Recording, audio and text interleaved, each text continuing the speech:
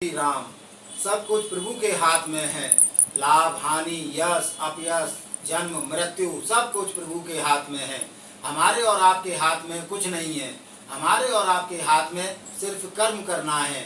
हमें बिना किसी फल की इच्छा रखे हुए अपने कर्मों को निरंतर करते रहना चाहिए। यदि हम फल की इच्छा रखकर किसी भी कर्म को या कार्य को करते हैं तो वह कर्म या कार्य हम अपने लालच की पूर्ति के लिए करते हैं और लालच के कारण हमारा वह कर्म या कार्य सिद्ध नहीं हो पाता है। हमें अपना कर्म बिना फल की इच्छा रखे निरंतर करते रहना चाहिए, क्योंकि फल देने का कार्य भगवान अर्थात ईश्वर का है।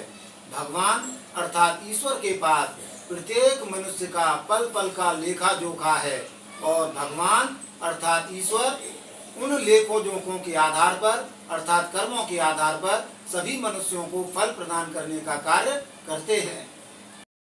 आप लोगों में से कोई भी दान पुण्य करने का या किसी का सहयोग करने का कार्य करते हैं तो हम जिस हाथ से दान पुण्य अर्थात सहयोग करने का कार्य कर रहे हैं उस हाथ के अतिरिक्त दूसरे हाथ को भी इस कार्य की जानकारी नहीं होनी चाहिए, अन्यथा हमारा यह किया हुआ कार्य व्यर्थ सिद्ध होगा। जय श्री राम।